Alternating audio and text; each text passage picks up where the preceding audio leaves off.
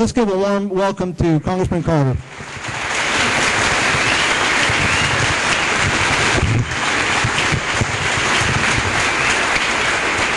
Thank you, John. And first and foremost, thank all of you, every single one of you, who came out here to listen, to watch this film, and to talk about it. This is the second time I've watched this film. My wife and I watched it night before last. I watched it again. Oh, sorry. I'll probably pace more than I'll sit. We watched it again tonight. It is a film that points out a lot of the things that we already know because we are Texans. You know, I tell people in Washington that we have a saying in Texas that in a plate of ham and eggs, the hen is involved, but the pig is committed. Well, that's very simple. Texans have lived with this issue all of their adult lives and all of their children, their lives as a child. And so this is our issue. And I honestly and truly believe, and that's why Sam Johnson and I started a process a long time ago to try to get something done, to try to come up with a common sense solution for immigration reform.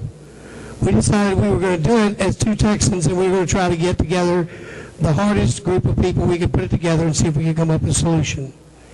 Now, the film told us the problems. The film did not give us the solutions. You've all got your ideas on the solutions, and I'm willing to let you share those with me. I want to share with you some of the solutions we've come up with and how we did it. Now, let's talk about solving a problem in Washington, D.C. first, okay? So everybody knows this because you all took civics at some point in time in your life to graduate from high school, so you know a little bit about how our government works. And our challenge as we started out looking at this problem was how can we get something that will be passed in such a manner that it will pass the House, which is controlled by the Republican Party, and pass the Senate, which is controlled by the Democratic Party, and get signed by the President, who is the head of the Democratic Party.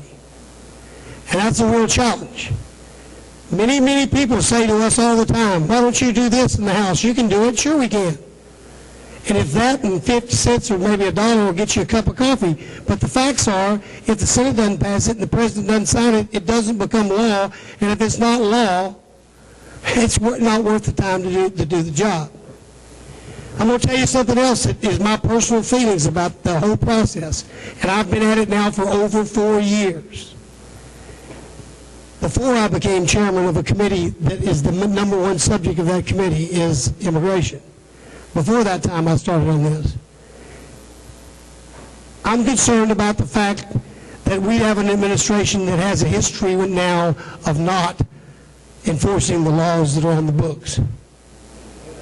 And so I start off on this process being very clear to you that I have worked my butt off on this thing with a bunch of really fine people.